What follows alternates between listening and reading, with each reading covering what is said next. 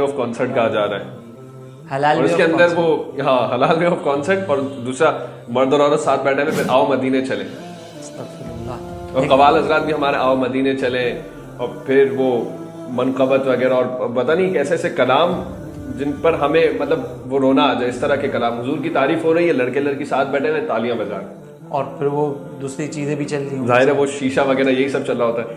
دیکھیں ویسے تو قوالی جو ہے نا, قوالی اٹ سیلف جو ہے نا وہ ایک بہت بڑا ایشو ہے.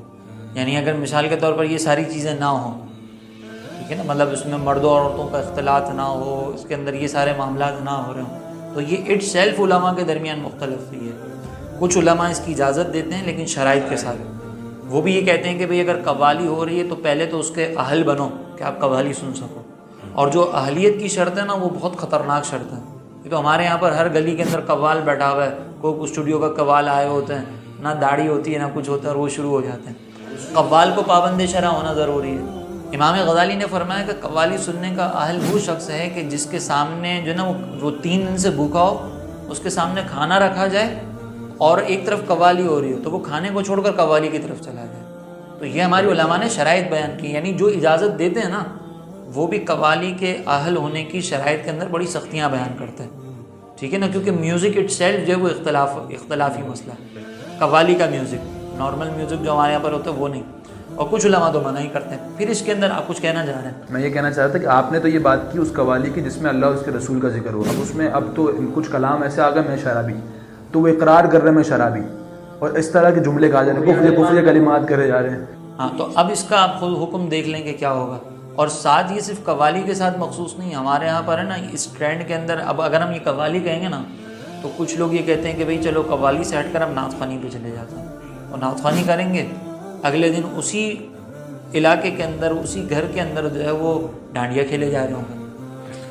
یعنی مطلب کیا, آپ نے ایک دن نعت خوانی کر لی, ایک دن قوالی کر لی, اور قوالی حلال کانسرٹ, حلال وے آف کانسرٹ آپ نے کر لیا.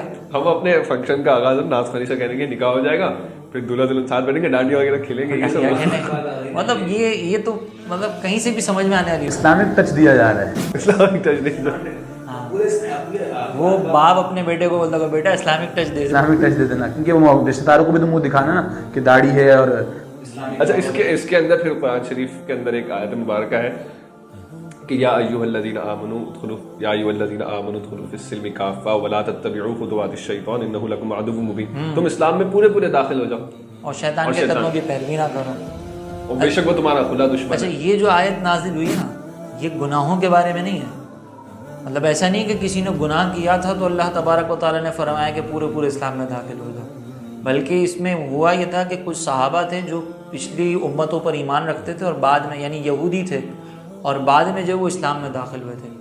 تو یہود کے اندر جو ہے نا وہ اونٹ کا گوشت حرام تھا, تو وہ لوگ اسلام میں داخل ہونے کے بعد کہتے تھے کہ یہاں پہ کھانا کوئی فرض و واجب تو ہے نہیں, لیکن ادھر حرام تھا تو ہم اجتناب کر لیتے ہیں, اس پر بھی عمل ہو جائے گا وہاں پہ بھی عمل ہو جائے گا. تو بظاہر یہ عمل گناہ نہیں تھا, اس پہ اللہ تعالیٰ نے فرمایا کہ پورے کے پورے اسلام میں داخل ہو جاؤ.